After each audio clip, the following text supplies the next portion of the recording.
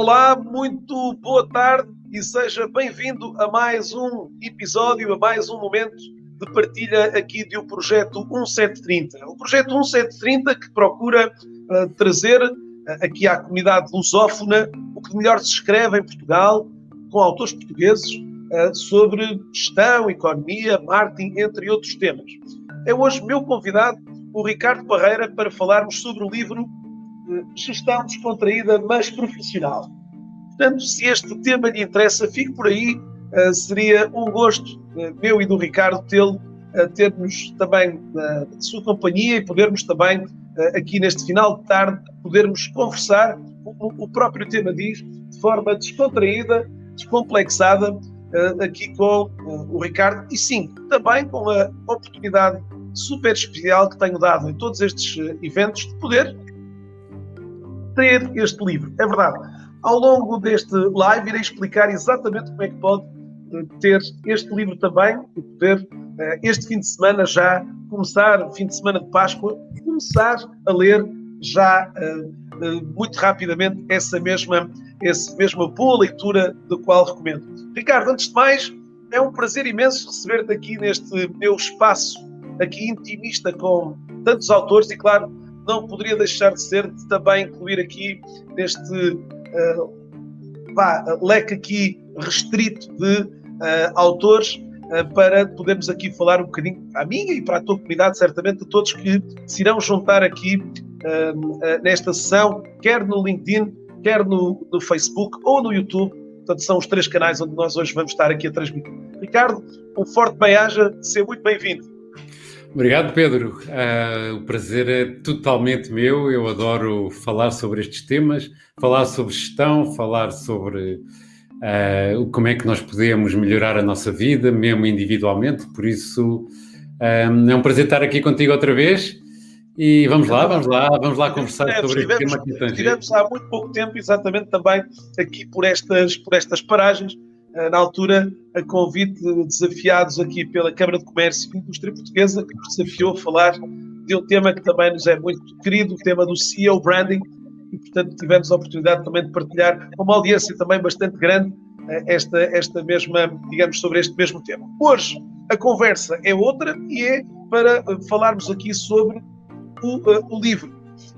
Este livro que estou já a mostrar na tela, que é o livro Gestão Descontraída, mas Profissional. Ricardo, para quem não te conhece, as primeiras palavras seriam, obviamente, também para te apresentares, não o fiz propositadamente, para poderes aqui partilhar também com a comunidade quem é o Ricardo Parreira, para quem hoje certamente está aqui, direto do Rio de Janeiro, de tantos outros locais onde já temos aqui ouvintes e participantes aqui da nossa sessão. Quem é o Ricardo? Bem, Pedro, quem é o Ricardo? O Ricardo é, acima de tudo, um gestor. Eu fundei a minha empresa, tinha 22 anos, há 31 anos atrás. E, acima de tudo, sou uma pessoa apaixonada por este conceito da gestão, também apaixonado por software e tecnologia, e então consegui fazer uma empresa que faz software de gestão, e então, enfim, vivo feliz desde aí, apesar de sentir hoje que tenho tanto para aprender como tinha há 31 anos atrás. Portanto, ainda sei muito pouco sobre o mundo e apesar de já ter aprendido algumas coisas, porque de facto ser CEO de uma empresa tem uma grande vantagem, que é nós podemos ir experimentando as coisas e vendo o que é que resulta e o que é que não resulta, e tem sido essa a minha vida e vai continuar a ser, porque eu adoro experimentar coisas novas e experimentar o que é que resulta e o que é que não resulta, e analisar onde é que falhamos e aprender com esses erros e andar para a frente. Portanto, sou talvez um apaixonado da gestão, enfim, um apaixonado pela boa vida, pela alta performance, enfim, por mais uma série de outras coisas, até por meditação eu sou apaixonado. Ricardo, este é claramente aqui uma incrível masterclass, como tiveste também a oportunidade de o dizer logo aqui também na sinopse do livro, uma verdadeira masterclass destes 30 anos que acabaste por, de alguma maneira, aqui verter para para este manuscrito, para este verdadeiro manual que trouxeste aqui. E, portanto, resulta um bocadinho de toda essa experiência que acumulaste, como tu disseste, de sucessos, de insucessos, de descobertas, de redescobertas. Enfim, é um livro que acaba por conter todo este sumo de todas estas aprendizagens. O livro que tu gostarias de ter lido quando começaste, ainda na faculdade, assim, as tuas primeiras experiências. Sim, é verdade.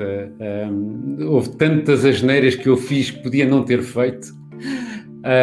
De facto, na faculdade ensinam-nos algumas coisas, mas não nos ensinam quase nada, se formos a ver o que é a nossa vida. E eu sempre fui muito à procura dos melhores conselhos, à procura dos melhores mentores, mas sempre senti que de gestão na prática, em Portugal fala-se muito pouco. Em Portugal fala-se muito de economia, mas fala-se pouco de gestão. Mas nos Estados Unidos, em Inglaterra, nos países anglo-saxónicos, de uma forma geral, não. Fala-se muito a sério de gestão ao mais ínfimo detalhe.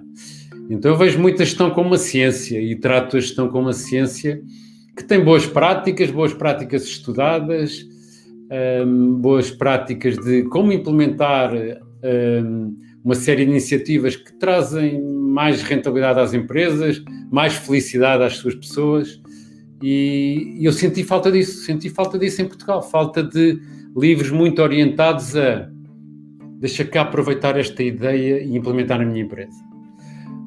Uma das coisas que eu faço todos os anos é vou a uma conferência de gestão só para CEOs de empresas de software, e estou lá 3 ou 4 dias, era em Boston, agora é no Zoom, não é? E vinha de lá cheio de ideias partilhadas por outros CEOs. Então comecei a pensar, e que eu depois aplicava na PHC, umas não resultavam, outras resultavam, então por que não partilhar isto com os gestores portugueses, com este país que eu adoro, porque acima de tudo o meu objetivo de escrever este livro foi partilhar as coisas que resultaram, ajudar outras empresas a ser melhores, porque também partilharam comigo as ideias quase todas que estão no livro. Portanto, eu sou mais um aprendiz do que, enfim, um inventor.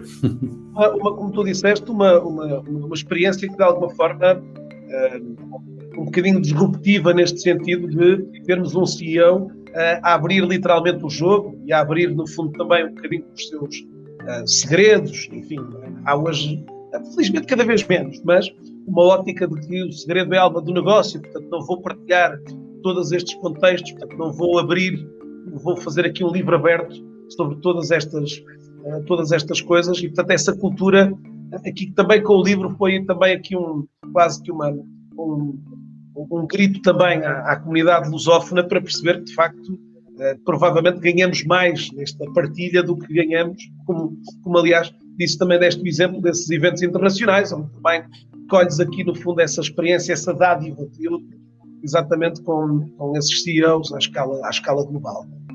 Portanto, foi um bocadinho com essa motivação que te sentiste aqui, digamos, com o espírito de... Ricardo, partilha connosco este processo de escrita do livro. Como é que, sendo também alguém que tem aqui uma grande atividade diária, uma grande responsabilidade, desafiar-se aqui a escrevinhar-se aqui um livro, trouxe obviamente também inúmeros desafios, com certeza. E até desafios que também levaram-te a ires digamos, aqui aos primórdios da tua carreira, tentares identificar até coisas tão caricatas aqui como o filme do Platoon ou outras componentes aqui que partilhas logo nas primeiras experiências que bebi com uma, digamos assim, com uma curiosidade imensa de perceber todas estas aventuras aqui que também se vivem em pessoas falantes de língua portuguesa e não parece algo só às vezes visto só por lá fora, mercado americano, mas também tu tiveste essa...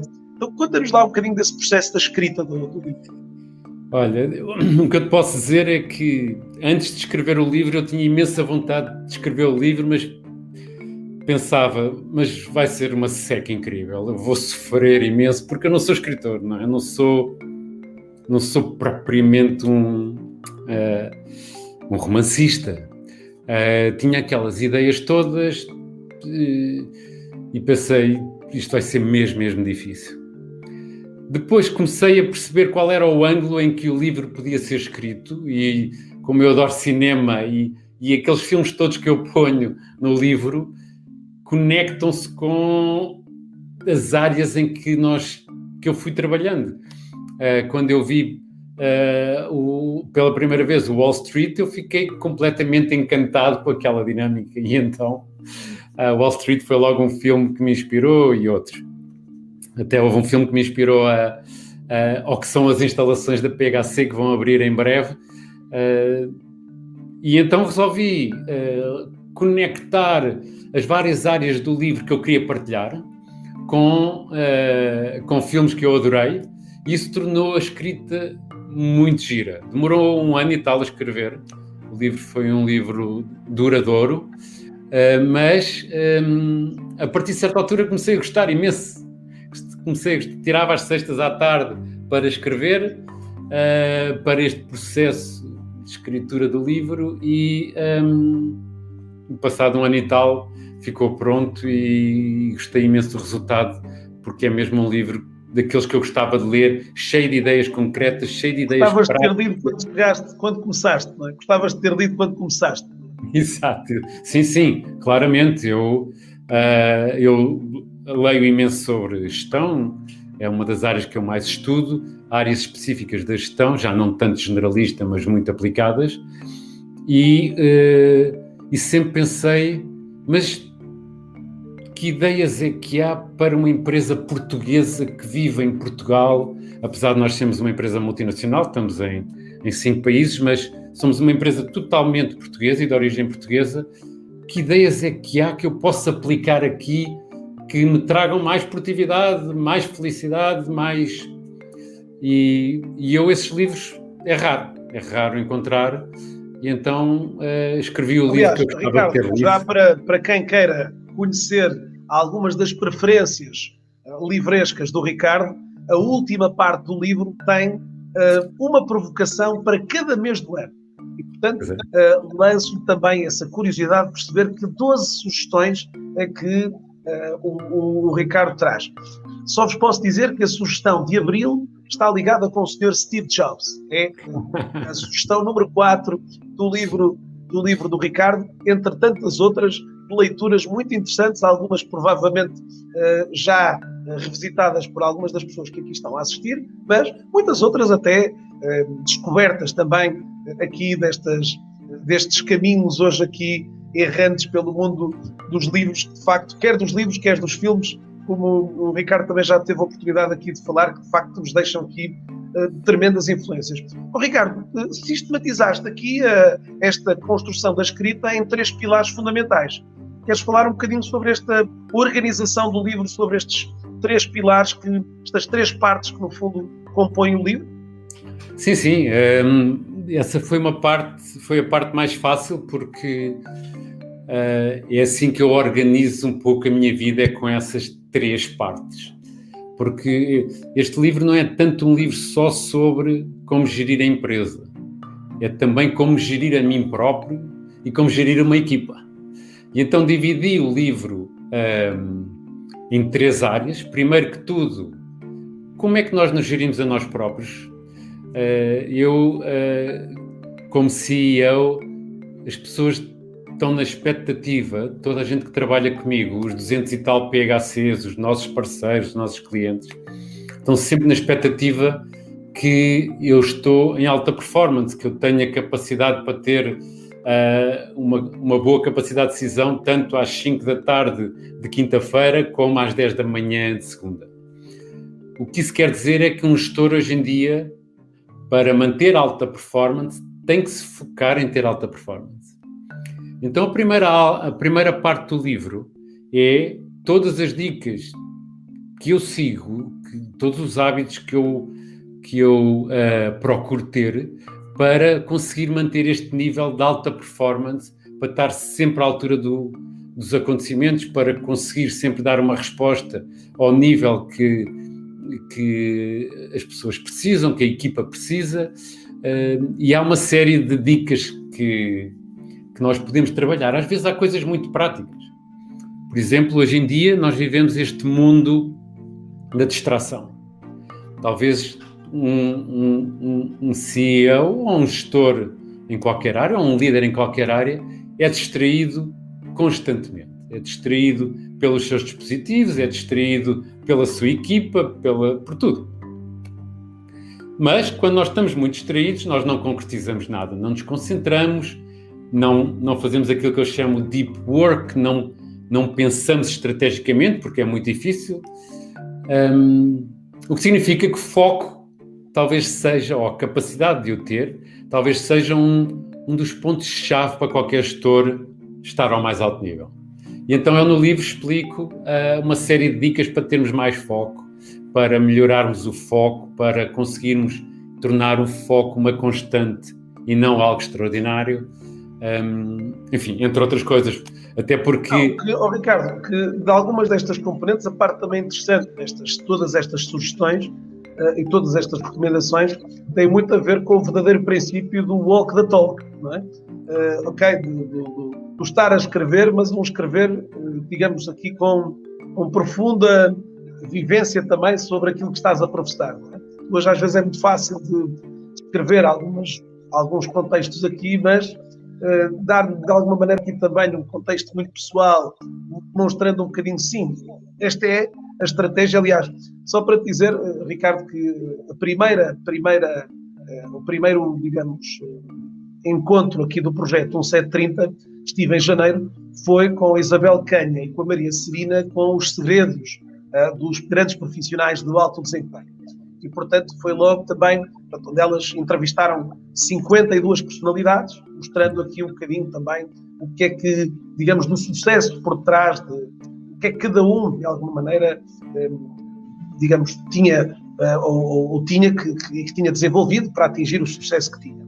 Portanto, aqui também, revisitar agora, digamos, neste caso aqui, a tua voz também, algumas destas dinâmicas aqui, percebendo um bocadinho como é que, aparentemente fácil, mas importante mostrar que também é possível e que, de alguma maneira, também as pessoas conseguem rever aqui nos bons exemplos, isso, dentro deste projeto que tu lideras hoje, sentires de alguma forma que ele também poderia ter, e que este livro também poderia ter aqui a missão, que acredito que hoje em dia, se sentires da voz de alguém, este livro mudou a forma como eu, já no fundo seremos aqui pessoas felizes desta evangelização aqui junto do público, não é? dos jovens, ou mesmo dos sem serem jovens. Não é? Então, estavas-me a falar, portanto, a primeira parte vem um bocadinho relacionada com esta componente aqui, digamos, como tu chamas, de como trabalhar a tua própria gestão, e onde tocas aqui alguns destes contextos aqui, e deste o tema do foco, o fator hoje, de facto, muito desafiante para todos nós. Não é? As outras duas partes. As outras duas partes é, portanto, tendo resolvido a questão da performance ou da alta performance e pensando bem, está ao alcance de qualquer um. Às vezes nós pensamos alta performance é só para os que têm grande sucesso, mas não. Se nós definimos bem os nossos hábitos e procurarmos que hábitos é que nos ajudam, alta performance eu acho que está ao alcance de qualquer um.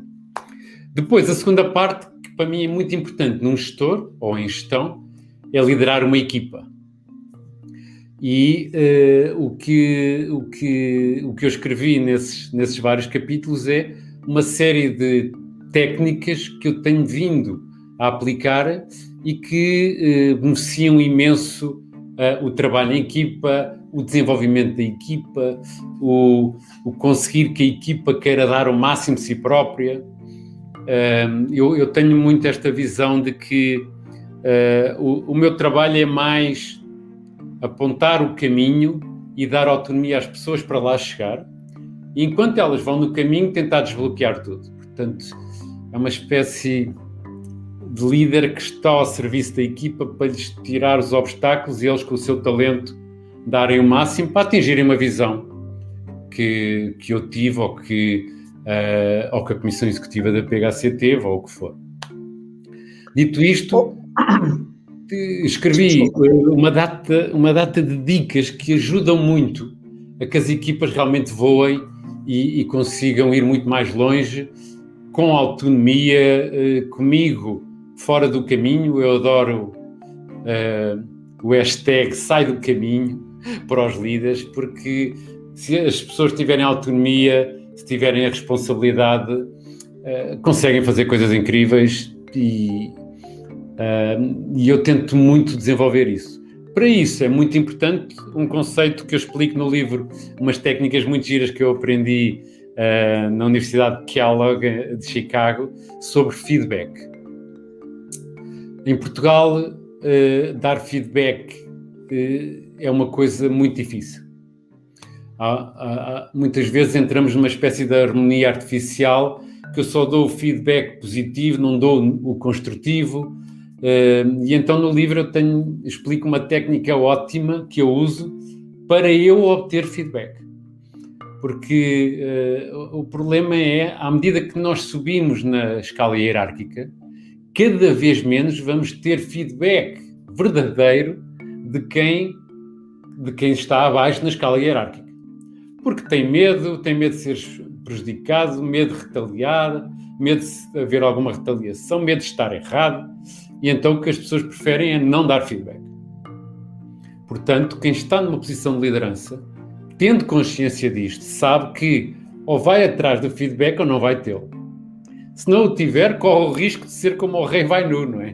Que o rei vai nu a pensar que vai lindo, porque ninguém lhe disse nada, e vai nu, não é? E isso acontece, eu vejo muitos líderes a cair nessa armadilha do awareness, de não perceberem o que estão a fazer mal porque nem pedem feedback. E eu aprendi uma técnica giríssima de recolher feedback, explico toda no livro, e que eu recomendo fortemente para gerir uma equipa.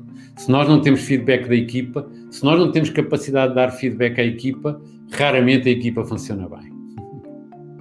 Ricardo, este livro também é importante que se diga, sendo aqui também um livro de alguém ligado ao mundo IT, que este livro não queria ficar catalogado nem associado para apenas e só negócios do mundo IT. Portanto, ou seja, muitas das vezes corremos sempre o risco de, ao termos um livro desta natureza, de as pessoas associar, está bem, mas o Ricardo está a dizer isto é só aplicável no contexto aqui IT, ou, quer dizer, ele está para aqui a falar da questão da atração de pessoas, da atração de talento, ou seja, são dores mais viradas para este tipo de contexto, isto não funciona na minha indústria.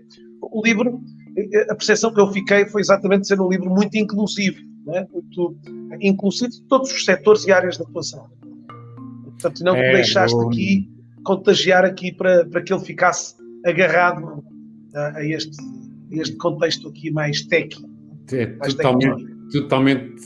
Totalmente isso, Pedro. Não quis escrever um livro de dicas de gestão para empresas de tecnologia. Isso, para mim, seria muito limitado, por um lado. E, por outro lado, porque gestão é mesmo algo abrangente. Estas duas partes que eu já contei agora, de gerir-me a mim próprio, a minha alta performance e a gestão da minha equipa, é um desafio para todos os gestores, não é só para os de tecnologia ou para os de... enfim, é para todos. Portanto, dito isto, o que eu gostava era de partilhar com todos, porque, aliás, eu aprendi estas coisas recebendo feedback de gestores de todas as áreas e não só tecnologia, nem pouco mais ou menos. Portanto, sentiste que estava a chegar o momento de tu também entrares nesse grupo de doadores, não é? Para devolveres algo também digamos aqui à comunidade. Ora bem, estamos para quem chegou agora mesmo, ou durante este período, estamos neste momento aqui com um número bem próximo das 70 pessoas, já tivemos um bocadinho mais. Estamos a falar sobre o livro Gestão Descontraída, mas Profissional, com o autor Ricardo Parreira, que é hoje o meu convidado, e onde, de alguma maneira, falamos um bocadinho mais do que é que se desvenda este livro que recentemente publicado e que pode, de alguma forma, com certeza aqui fazer parte também da sua prateleira de bons livros aqui também procurando com isso, num ano de 2020, algo negro para o mundo livresco em Portugal, e onde, infelizmente, o setor se viu um bocadinho confrontado com um desinteresse da população portuguesa para a leitura de livros. Estamos aqui também a contribuir exatamente para esta promoção da leitura, uma leitura hoje que já ouvimos aqui portanto, se não ouviu, é só puxar a cassete atrás, no final desta sessão, para poder ouvir aqui algumas destas iniciais passagens que fizemos aqui com o Ricardo. Ricardo, temos aqui uma pergunta da Daniela, por favor, estejam à vontade para colocar as vossas questões aqui. A Daniela de Almeida coloca-nos a seguinte questão. Ricardo, muitas das vezes nem obtemos o feedback das pessoas, ou se temos o que acham que queremos ouvir. Que dica nos dá para conseguir um feedback direto e mais assertivo? Pergunta ela aqui, da Daniela, relativamente a esta assertividade, muitas das vezes no feedback, embora o Ricardo já teve a oportunidade de dizer, deixando aqui antever algumas curiosidades acrescidas de alguns utilizadores sobre que técnicas é que o Ricardo ali colocou. Mas, se quiseres desvendar um bocadinho, Ricardo... Eu desvendo, não é segredo, e até gosto de partilhar. Obrigado, Daniela, porque a pergunta é mesmo pertinente. Eu há duas questões sobre o feedback. Uma é, nós temos que ir atrás dele. Temos que criar o ambiente para ele acontecer. Há uma frase que eu adoro dizer, que é: não faças a pergunta se não queres ouvir a resposta. Há muitas pessoas que pedem feedback não querendo feedback. E se a quem pede sente isso, há todo um problema porque não volta a ter feedback. Então, eu aprendi esta técnica que é muito gira, que é uma técnica que tem uma palavra de uma espécie de vamos começar a feedback. Então, podemos combinar, e eu tenho isso combinado com a minha equipa, que quando eu ou eles dizem let's do feedback, seguimos este processo. Então, qual é o processo? Vamos supor esta apresentação que eu estou a fazer, esta entrevista que eu estou a fazer. Quando acabar, eu vou chamar algumas pessoas da minha equipa e vou-lhes dizer let's do feedback, para eles me darem feedback. Então, como é que funciona? Primeiro, eu tenho que dizer o que é que eu acho que correu bem. Depois, eu estando calado, eles vão dizer o que é que eles acham que correu bem. Eles ou uma pessoa qualquer. Aqui, nós criamos logo um ambiente seguro. Criamos um ambiente em que houve uma espécie de atenção, houve uma espécie de preocupação com eu realmente vejo o que eu fiz bem, a pessoa vê o que eu fiz bem e cria-se uma conexão. A seguir, pergunto, então a seguir eu tenho que dizer o que é que eu acho que correu mal.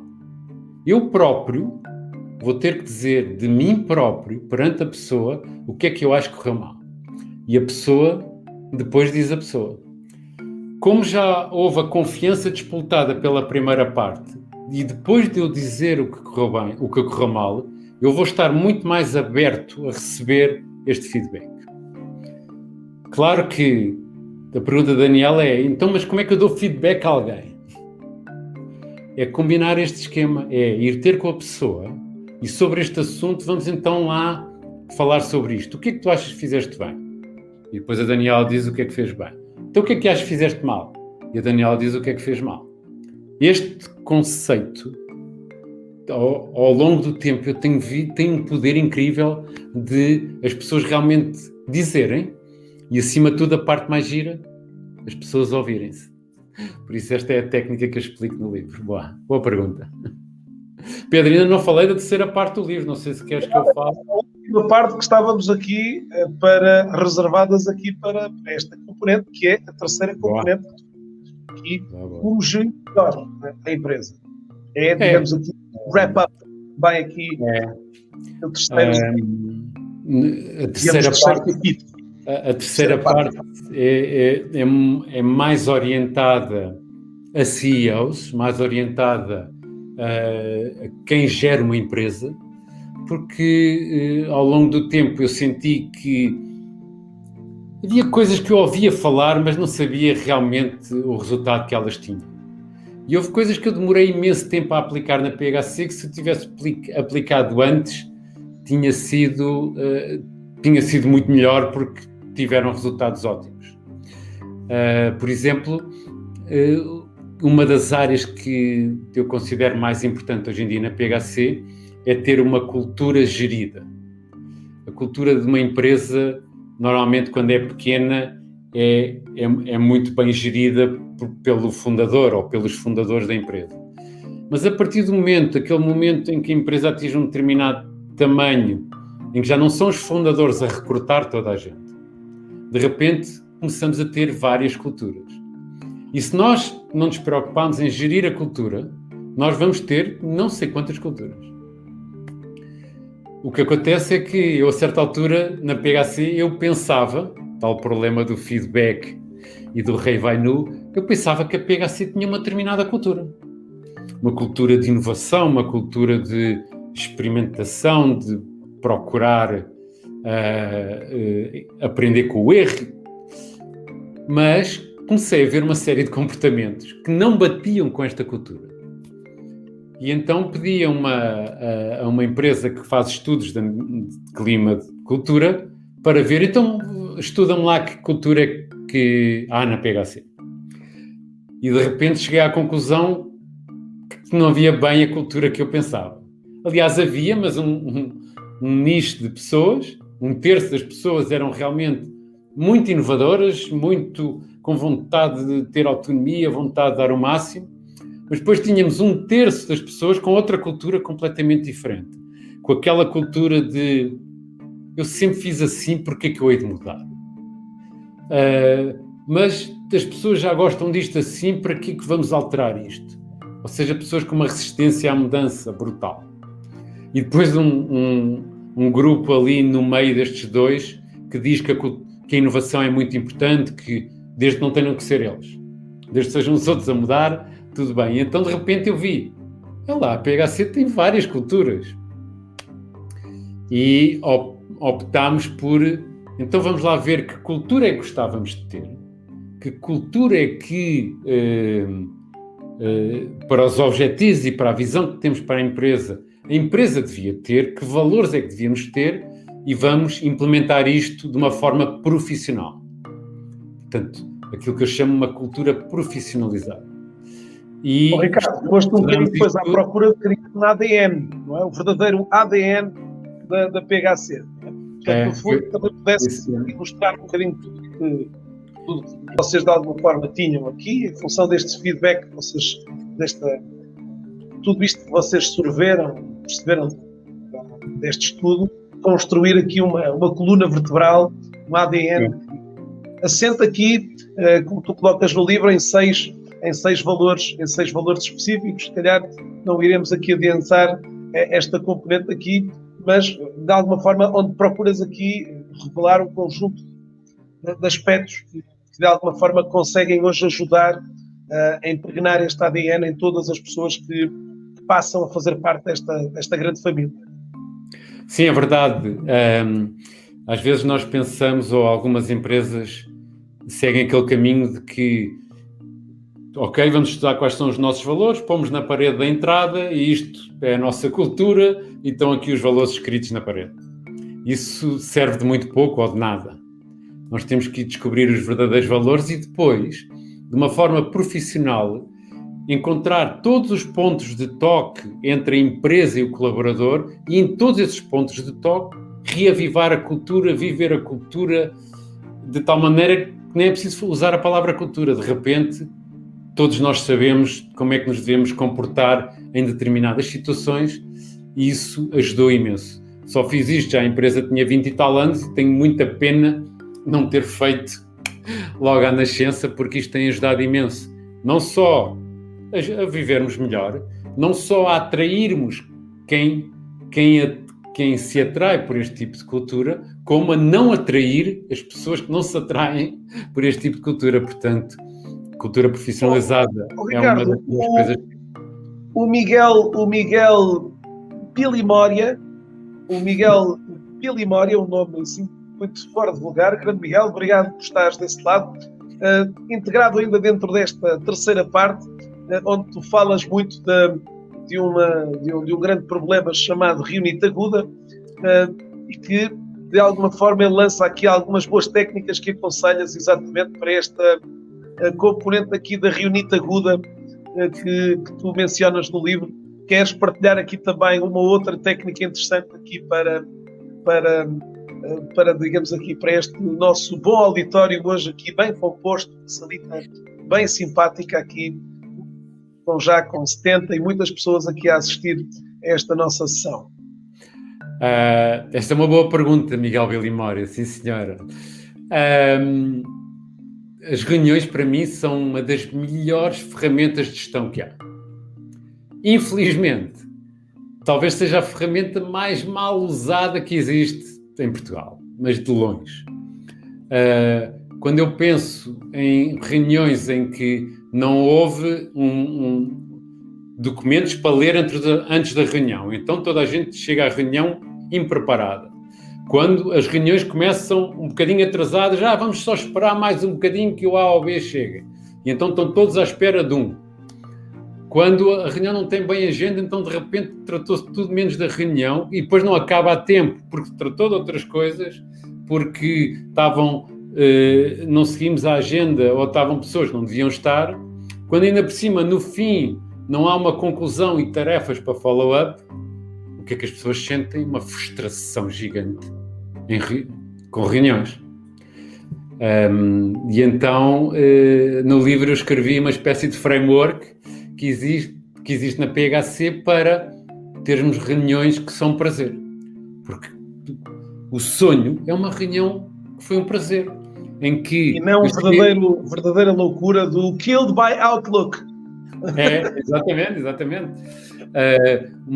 Ou Death by PowerPoint, que também às vezes acontece. Também, muito clássico também. Aliás, Ricardo, eu ouvi que há uma velha máxima, quer dizer, que tu te colocas aqui também eu diria aqui, fazendo a frase, chegar 5 minutos antes da sessão é chegar atrasado à sessão.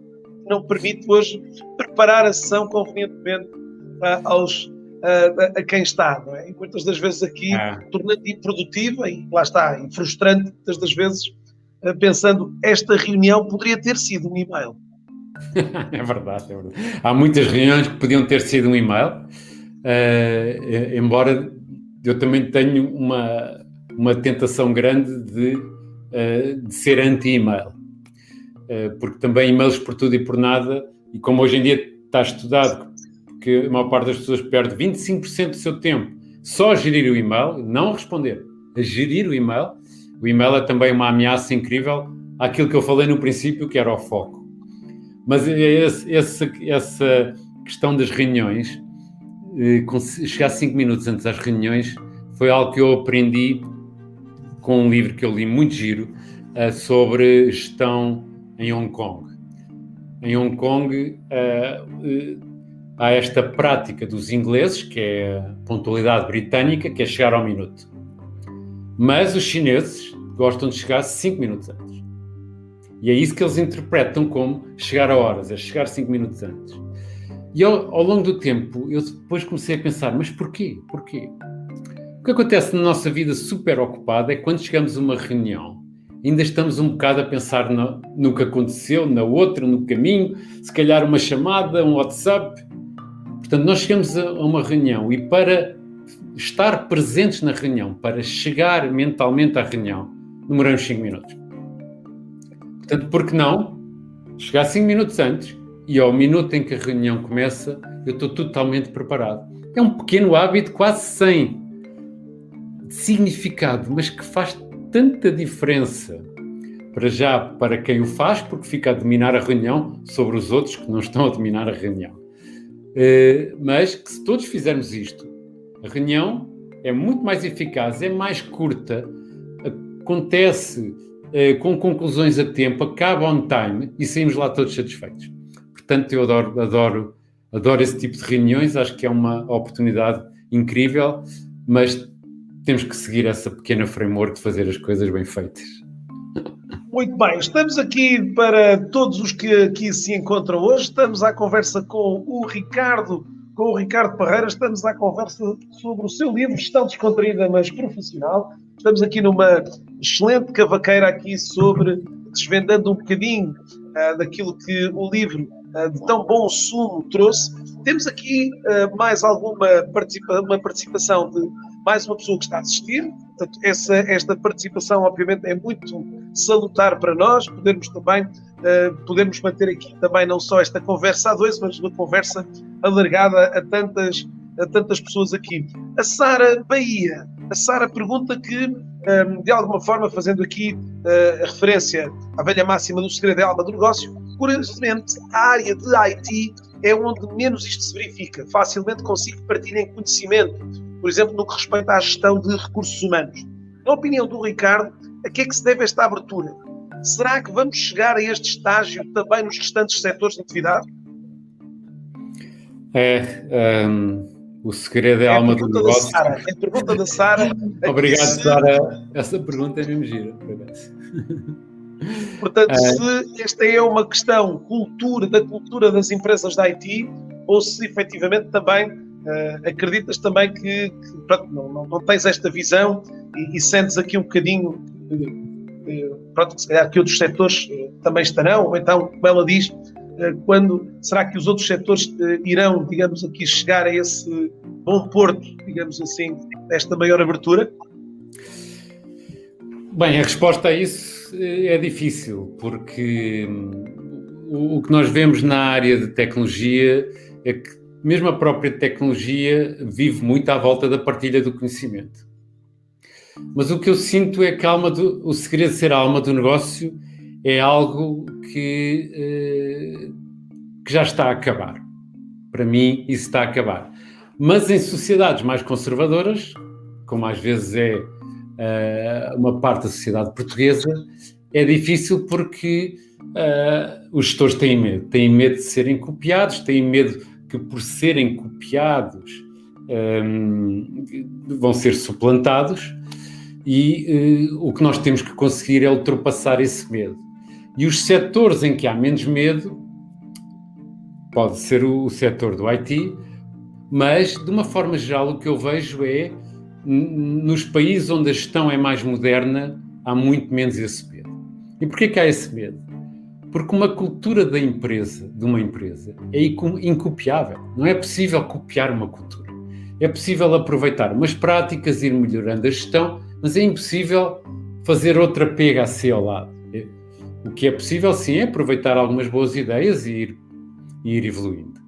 Claro que aqui também temos que mudar a mentalidade, que é incrivelmente melhor termos as empresas todas boas e todas melhores, porque não vão conseguir copiar na totalidade, porque isso até vai ajudar a que a minha empresa seja melhor.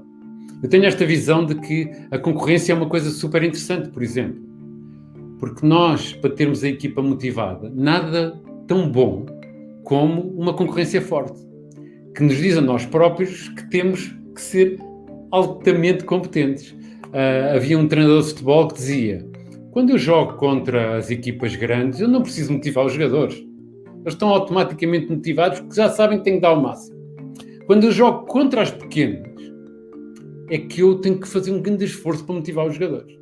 Porque eles, pronto, é uma pequena, não têm muito interesse. No mundo das empresas, quando há uma forte competição, nós temos de ser muito melhores. É muito mais fácil motivar a equipa para sermos melhores do que num cenário em que eu domino o mundo, em que ninguém me chega. Portanto, eu tenho esta visão de partilhar. É verdade que é mais frequente em países como os Estados Unidos e como a Inglaterra partilhar, mesmo noutros setores. Em Portugal é menos frequente, mas eu espero que isso mude e que o país também evolua nesse sentido. E já vejo muitos CEOs a partilhar as suas práticas e vejo com prazer que Portugal está-se a modernizar bastante e nada como começar às vezes. Ricardo, temos aqui uma outra pergunta da Tatiana. Aqui, o teletrabalho pode ser um desafio a mais no processo de gestão de equipas? Como desenvolver um sentido de pertença dos colaboradores desta forma remota? Acredito também que, Ricardo, estes últimos 2 anos, este ano, mais ou menos, este último ano, tenha sido muito desafiante para a PHC e onde também aqui este ADN que tu falas, também aqui se desafiou muito com estes novos contextos que atravessamos neste momento. Portanto, a Tatiana, aqui com, neste momento, costela portuguesa e brasileira, lança-te aqui esta questão, de alguma maneira, para a tua resposta. Essa é uma pergunta super interessante, Tatiana. Obrigado, porque, de facto, o modelo do trabalho é algo que me atrai imenso. Como é que nós fazemos com que as pessoas deem o máximo de si próprias e sejam felizes através do modelo de trabalho.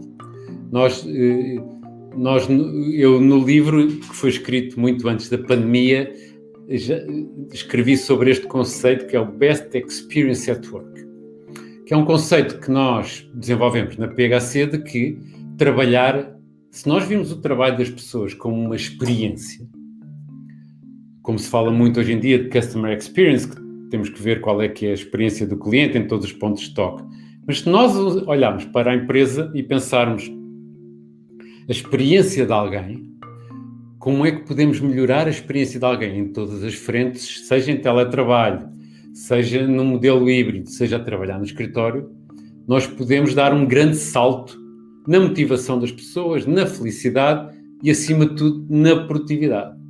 Então, no livro eu tenho um capítulo inteiro dedicado a tudo o que nós podemos fazer para construir um Best Experience at Work.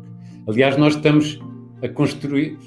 chegámos à conclusão que para levar um Best Experience at Work ao limite, teríamos que construir um espaço nós próprios, de raiz, e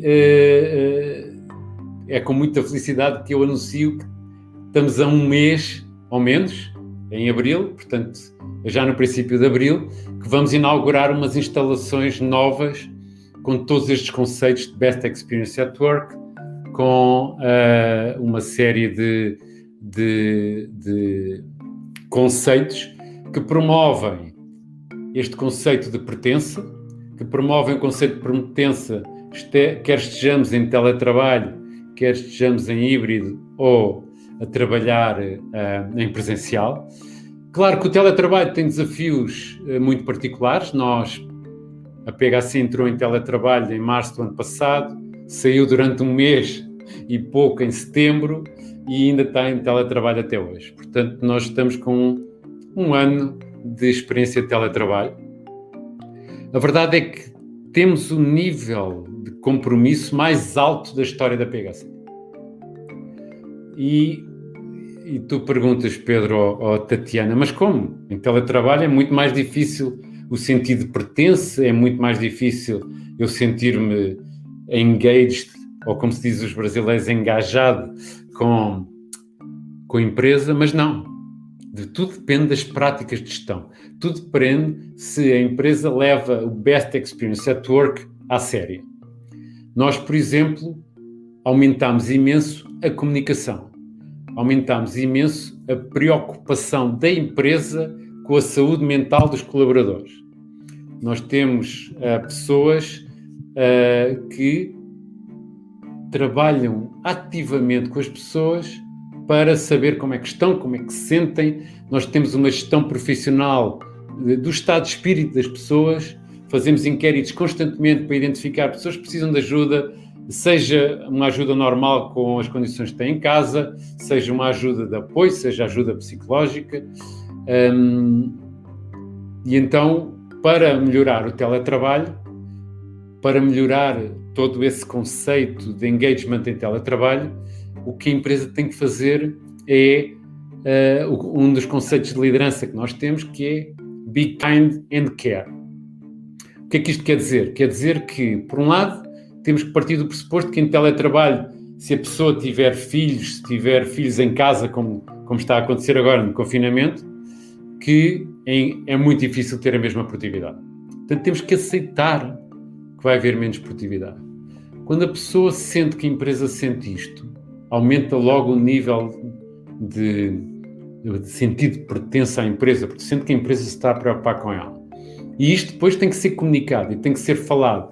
Por exemplo, nós criámos uma coisa muito gira que se chama Ask the CEO, que é durante 10 minutos por semana, por quinzena, de 15 em 15 dias, eu falo com as pessoas todas, da PHC toda, fazemos às 3 da tarde para conseguir ter o fuso horário de Maputo e o fuso horário de Lima, e qualquer pessoa me pode fazer uma pergunta, anónima. Então as pessoas fazem as perguntas, revelam os seus medos, fazem as perguntas mais incríveis, mas são perguntas que elas têm e eu respondo honestamente, e elas sentem uma conexão incrivelmente maior à empresa por causa disto.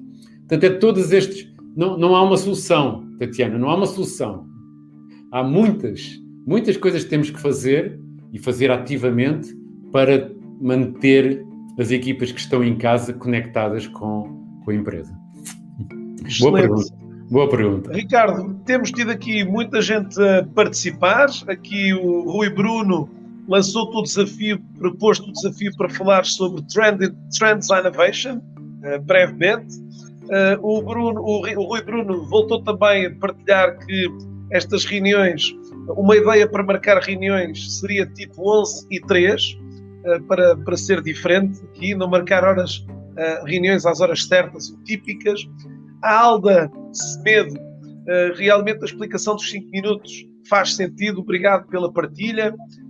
O Miguel Ângelo também, dizer que também já tinha escrito sobre esta questão deste tema.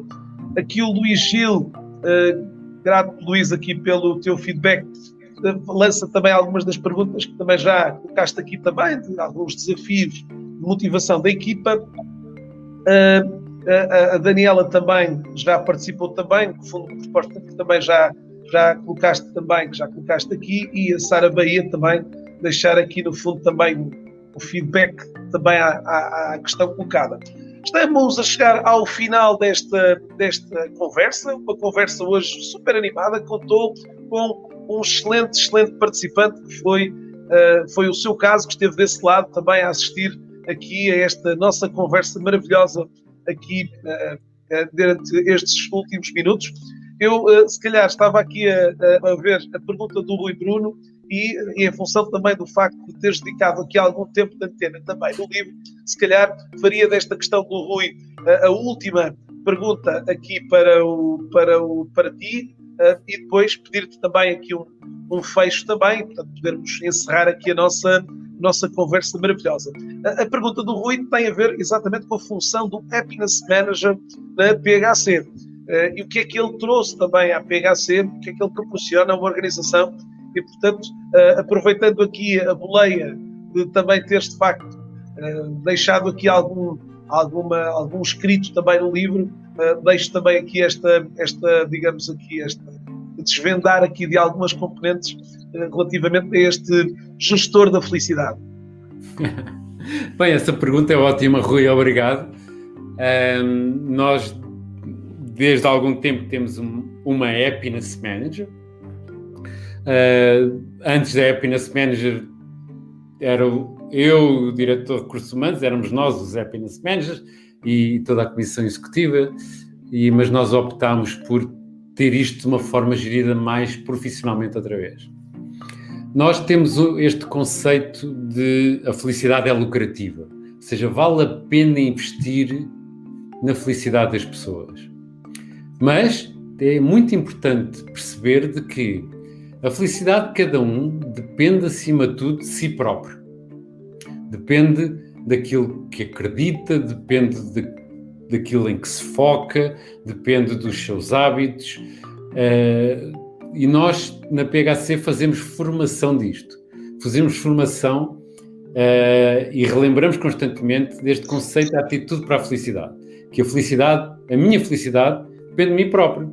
Qualquer pessoa que esteja aqui a assistir hoje, o ponto em que está na sua vida dependeu em grande percentagem das decisões que tomou. Portanto, que decisões é que vai tomar agora para ser mais feliz no futuro? Isto depende de nós. Também é verdade que a infelicidade, que é um tema diferente da felicidade para nós, a infelicidade já não. Um mau chefe pode trazer imensa infelicidade. Uma má empresa pode trazer imensa infelicidade. E então é preciso dar treino aos nossos líderes, treino à empresa de uma forma geral para exigir dos líderes de que há coisas que provocam infelicidade. Microgestão provoca infelicidade. Criticar em público, em vez de elogiar em público e criticar versus em privado, provoca infelicidade. Portanto, nós temos uma atitude pela felicidade, temos um treino muito grande para evitar comportamentos que provocam infelicidade e isto é algo que é contínuo, porque isto escapa, isto passa, e então acreditámos que era preciso um happiness manager para manter isto no ponto número 1 da atenção das pessoas, acima de tudo porque acreditamos que a felicidade traz produtividade. Está estudado que uma pessoa feliz produz mais 10% do que uma pessoa em estado normal, e uma pessoa normal produz mais 30 e tal por cento, 37%, do que uma pessoa infeliz. Portanto, entre o infeliz e o feliz, estamos a falar em 50% de produtividade. Portanto, toda esta energia que nós gastamos nisto tem um resultado incrível na produtividade da pessoa, da empresa, mas, acima de tudo, torna muito mais divertido trabalhar na PHC. Fantástico. Ricardo, olha, um prazer imenso, queria partilhar um prazer imenso, não só eu, mas tantas outras pessoas, a Daniela Delgado, inspirador, aqui a Elsa também excelente, obrigado, partilha de boas práticas é sempre uma mais-valia. A Maria João, deixa-nos aqui, obrigado Maria João pela minha parte, parabéns ao Pedro e parabéns ao Ricardo pela excelente liderança que desenvolve. Portugal precisava de mais Ricardos. Portanto, aqui obrigado. Com esta mensagem em nota alta, damos aqui por encerrada aqui esta sessão de hoje, onde estivemos à conversa com o Ricardo Parreira, o autor do livro Gestão Descontraída, mas Profissional. Para quem, como eu, leu o livro, deixo de facto aqui também uma nota de recomendação para que possa, nestes próximos dias, se desafiar. É importante também entender que o livro não é só pensado para gestores, de alguma forma, nem líderes. Há, de facto, aqui como eu já tinha há pouco dito, um contexto muito inclusivo também do Ricardo nesta escrita muito, muito pessoal, muito aqui, passando muito da sua vivência, desde os primeiros tempos aqui, início da sua jornada profissional. Agradecer-lhe a si, relembrar também que, sim, ainda está em momento para poder se candidatar aqui a ganhar este livro que tenho aqui na minha mão. Para isso, basta apenas e só usar aquilo que é a nossa hoje moeda aqui deste contexto, publicando uma foto, e já tive a oportunidade de ver algumas fotografias também de algumas participantes aqui desta sessão, pelo LinkedIn, pelo Instagram, que são os dois canais. Se quiserem mencionar o Ricardo, Rick Parreira é o nome aqui da conta do Instagram do Ricardo, para nos identificarmos e também sentirmos aqui um bocadinho e passarem ao Ricardo algum feedback, seja agora, seja após a leitura do livro. O Ricardo também tem aqui um site que vou também deixar aqui aliás, já tive a oportunidade de o colocar, vou também colocá-lo novamente aqui no chat desta sessão, para que vocês possam também aqui ter, vou só aqui para não me enganar, ok? E portanto tenho aqui este mesmo site para que também vocês possam aqui deixar estas e outras notas. Ricardo, mais uma vez, muito, muito, muito obrigado por teres aceito aqui o meu desafio, por termos aqui tido uma conversa de praticamente uma hora, está agora a fazer-se 59 minutos, e não sei se quiseres deixar uma mensagem, uma nota final aqui também à audiência, deixo também essa nota final para ti. Bem, primeiro que tudo, obrigado, Pedro. De facto, eu adoro falar sobre estas coisas e adoro partilhar isto, mas muito obrigado a esta audiência que fez tantas perguntas e torna este tipo de interação muito mais interessante, e passei aqui uma boa hora. Obrigado a todos. Bom, para si que está desse lado, continue antenado por aqui pelo LinkedIn ou por outro qualquer canal. Continuarei este projeto 1730, temos vários livros agora para o mês de abril, vamos continuar a oferecer livros, este vai ser o livro, digamos aqui na casa dos 20 livros que ofereci desde o início do ano, assim, espectador atento também nestas iniciativas, contribuindo aqui também para esta promoção do livro e da cultura tão importante também, como já vimos, e tão influente para muitos dos nossos autores. Aliás, o Ricardo teve a oportunidade também no final do livro de deixar 12 sugestões muito interessantes para acompanhar o seu ano, este ano de 2021. Até mais, um forte abraço, Ricardo. Fica por aqui para fazermos só um beberete final aqui a esta nossa sessão. Ok. Até já.